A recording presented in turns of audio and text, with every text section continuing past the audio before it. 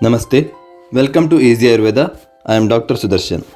Today's question is, if someone wants to replace regular quantities of legumes with sprouted legumes, then how to calculate the number of sprouts to consume? It is fine to use sprouted grains and seeds in your diet. It can be a food to consume once in a while in moderate quantities. But as per Ayurveda, it is not to be used on a daily basis. It is true that sprouted legumes have higher amounts of nutrients, but increased amounts of proteins and fats need not always translate to increased health benefits. It is best to avoid consuming them raw and use them only after cooking. Raw sprouted grains may be harmful to digestive fire. Because they are richer in nutrition compared to normal grains and seeds, the digestion strength should be strong enough to digest, absorb and assimilate nutrients. If you have weak digestion strength, it is good to cook the sprouts with spices such as ginger, cinnamon, cardamom, black pepper, etc. to make them easier to digest. Rather than making the whole meal just out of sprouted seeds and legumes, it can be a small part of your meal plate. Sprouted legumes can be taken once or twice a week.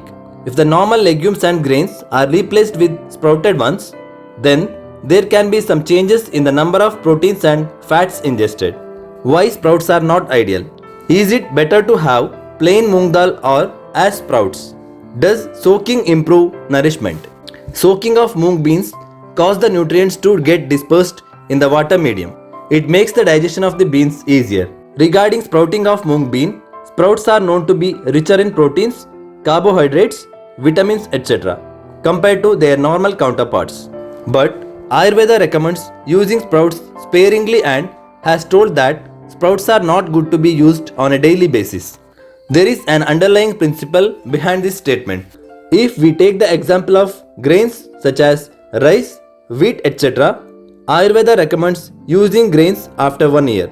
Navanyevahi yojani dravyanyakila karmasu vina vidanga krishnabhyam gudadanyajya makshikaihi, which means that all substances should be used afresh within a year except for false black pepper, long pepper, jaggery, grains, honey and ghee. In 1 year, the nutrients in the grains and the phytochemicals in these herbs settle well, and when administered, these nutrients are readily absorbed into the body. So, it is very clear that we give more value for well settled, concentrated and consolidated nutrients. But in sprouts, though they are rich in nutrition, the nutritional components are transitioning from the seed to the newly budding plant. Here, the nutrition is not settled. The higher proportion of nutrients in sprouts does not necessarily mean that they are more beneficial than the normal beans. This could be an explanation for why the sprouts are not advised on a daily basis. So, the Ayurvedic theory of preferring grains with well settled nutrients holds good. Bottom line is, sprouts are good, but take them occasionally.